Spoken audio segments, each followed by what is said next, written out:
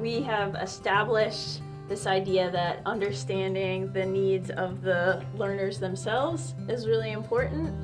And we've introduced this framework for backwards design, but the goal of this video is to show that there are many other frameworks to utilize, and how we in our work have kind of melded multiple frameworks for designing a good experience for students in Arctic classrooms, or for students learning about the Arctic in classrooms in other places.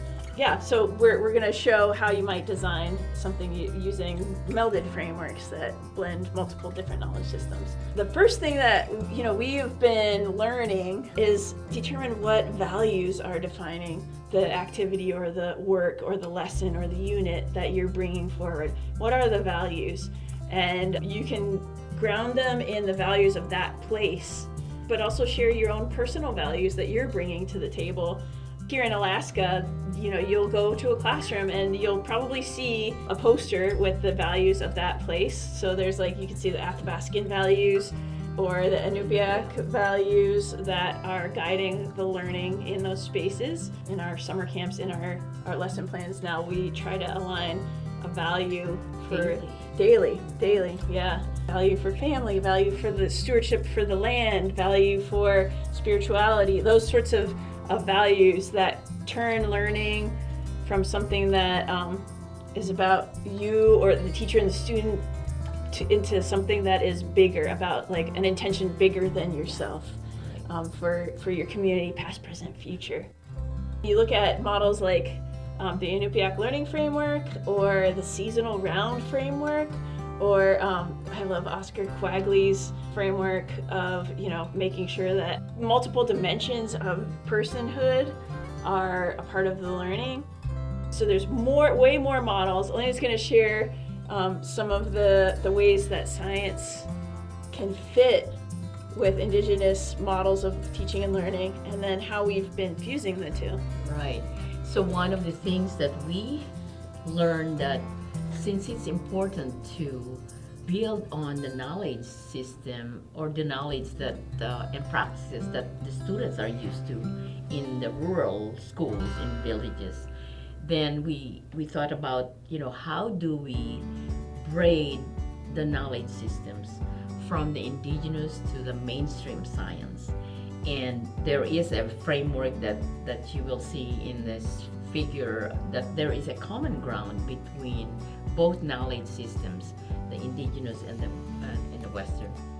And this figure really shows how the two different ways of thinking and learning in inquiry-based science. Yes, and how they're different, but there's the common ground. Yeah. And that common ground it's like two circles converging, and it depends on the person using it, actually, on their experience with the knowledge systems. Mm-hmm. And so the learning model starts with listening to elders, listening to the knowledge holders, culture bearers in their community, and then with scientists, connecting them with scientists from the other knowledge system, and then have them explore both systems, what practices are applied to what they're thinking of in their learning about climate change and how they can apply it to their community, and then doing some globe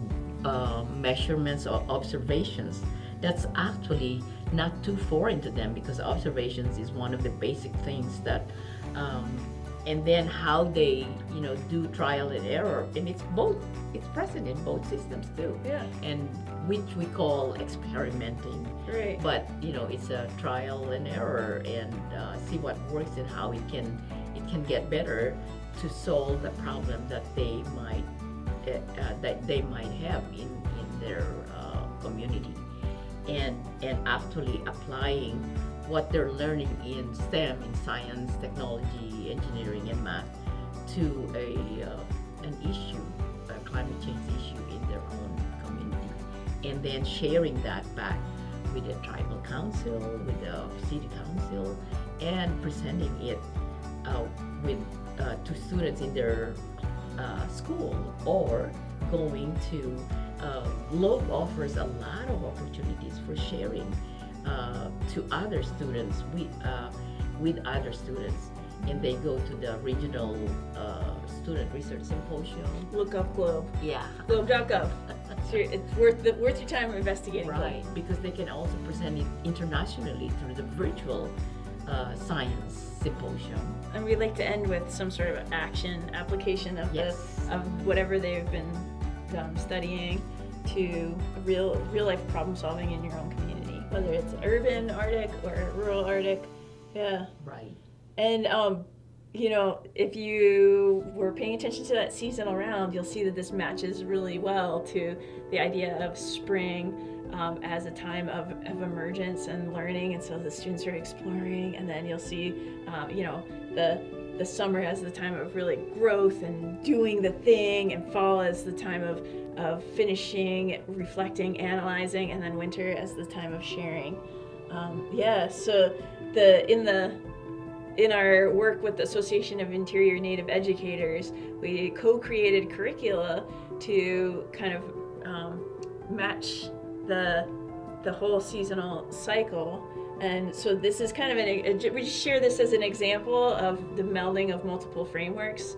We do have the backwards design piece to this, as you'll see when we show the next what our front matter looks like in our lesson plans, but also the holistic view of the phenomena through the entire year, and rooted in the knowledge of elders and community. So yeah. And this curriculum that we did kind of braid in actually has the foundation of the Association of Interior Native Educators curricula, which was developed by Native teachers after they had a camp academy with elders, where the elders were teaching, principles and activities, and so then the educators would then go back and write. And so this is the foundation of this curriculum that we have worked with. But then we helped expand with the activities of the Globe program, and then how to make the Western science more relevant by doing this braiding and weaving.